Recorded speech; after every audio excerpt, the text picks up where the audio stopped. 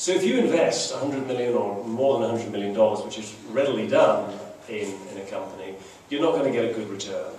And it certainly isn't going to be a return to offset the type of risk that you, as a venture investor, and therefore your limited partners, the endowments, and the pension funds, have taken when they trust that venture fund with your money. So you can't keep going along this track hoping that you're going to get a disproportionate return to offset the risk. So we started trying to get into this different approach, and Tioga is a pretty good example. What we did was, because I'd worked at Glaxo, as I mentioned, one of my jobs had been responsible for the gastrointestinal area. So it was an area I knew quite well. I was in Germany and saw these assets that Merck, now Merck Serono, was considering spinning out. One was a small molecule, an NCE, novel molecule, for irritable bowel syndrome. Very much like a lositron or Lotrenex, which was Glaxo's compound, which remains pretty much the best in class, but because of safety is heavily restricted and never achieved the potential that Glaxo would have liked. So we started working on this company. We spent nearly a year or so doing due diligence, seeded it, and then raised a Series A round and tried to find investors that had got an appreciation of this, very much this virtual capital efficient approach. Many investors said, well, this is not a real company, we like to build companies and people and all this type of stuff, so we were not going to fit with that type of expectation. But one of the investors that came in was Jim Liddell. Jim and I worked together at Glaxo. Jim used to be formerly head of R&D, now was with New Leaf in New York. So New Leaf and a couple of other investors that we knew and had a similar philosophy came into this. And we went on to build this company on a very much a virtual basis. Now, it's not as easy as it sounds. It sounds like you just go in there and do a few contracts, but you've really got to think very carefully about the people you work with. You do want to make sure that you've got very much the best possible people in the industry. So, as we started thinking about this, I'm based in San Diego. Building a company in San Diego is perfectly possible. It's a big biotech hub, lots of great people. But is it the best for building a clinical stage gastroenterology company? Well, possibly, but possibly not. So we started getting very agnostic about where people were going to be based. The best guy to run the clinical trials was the former worldwide head of gastroenterology at Glaxo.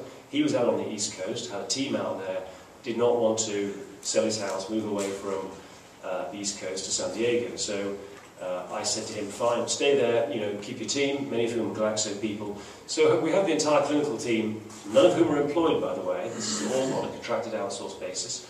Although the leader does carry the Chief Medical Officer title, accompanies me off on trips, meetings with pharma companies. He and the whole team are based on the East Coast. We have a couple of regulatory and project management people up in the Bay Area, again known to us. And then we were doing the manufacturing actually at the Merck facility in Darmstadt in Germany.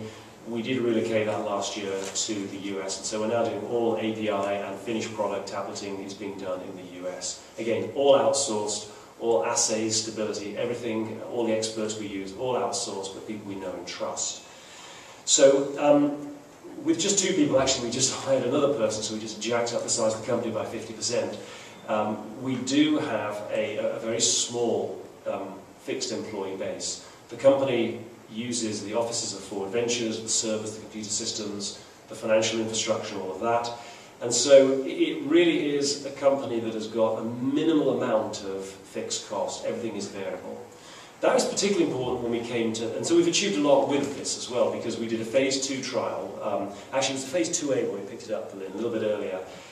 We did a big phase 2 trial, 600 patients, and we got good results in that. And then we spent a year of doing some work outside the clinic. We did things like a deal in Japan. That took a while to get done. We only went 12 months of due diligence with several Japanese pharma, eventually selected a partner, and that brought in a nice chunk of non-dilutive capital. So that was great, and we own the product and the program worldwide. We also spent time with the FDA and negotiated a special protocol assessment. This is something that Ironwood has done. Ironwood is a company directly comparable to us, but not competitive, that went public recently with a pre-money IPO of $1.1 billion. So we're quite excited to see Ironwood creating a lot of renewed interest in the functional GI area, as has Novartis as well, following their $600 million acquisition by Shire, and they only had European rights on that compound. So it's an area that we think is quite exciting, and getting the special protocol assessment has removed a lot of questions about regulatory path, because the SPA covers 2 phase 3 trials. one of which is ongoing right now. So a lot of regulatory uncertainty off the table. We're now into a phase 3 trial. We expect data in about 12 months' time. And we recently got awarded fast track designation from the FDA, a nice recognition from the FDA that this is a medical condition which is of serious unmet need and one that deserves priority review. So we're very pleased to get the fast track. And we also had a new patent issued as well, giving us patent extension out to 2028, which is on top of a worldwide patent estate of well over 100 patents issued today. So it's a very powerful IP estate. Now, when we were going through some of the non-clinical stuff ahead of starting this phase 3, the good news about this virtual type of structure is that we were not carrying a whole integrated company. All of the expense on the clinical operations side fell away until the next trial was started. We did have some manufacturing expense because we were running manufacturing campaigns at the time, but once that stopped, again, all of that fell away. And so essentially the variable cost on a monthly basis was next to nothing. And that is what has allowed us to take a project like this and to conduct pharmaceutically robust trials, which are expensive to do. Although, as I mentioned, we have brought in non-dilutive capital from the Japanese partnership. So I'll wrap up here and just say that the one thing that's worked for us as we started up this company in consistent with the theme of Lynn's panel here was very much, I would say, the relationships. You can't just go out there and just pull people together if you haven't, they've got to be world experts in their field. It's helpful if you know them before. We typically don't do board meetings face-to-face. Most of what we do is done by phone or video or some other electronic format. So we have very minimal, when we have board members who are all over the world, West Coast, Switzerland, East Coast, Switzerland, West Coast, it helps to cut down those expenses as well. These are people that know each other, have worked before, trust each other.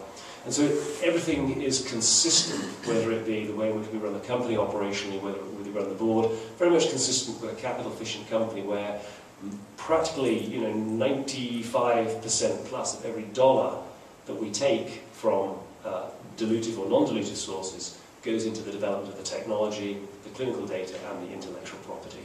Work well for us, but it's not quite as easy sometimes as it sounds. Thanks, Lynn. Thank you, Stuart.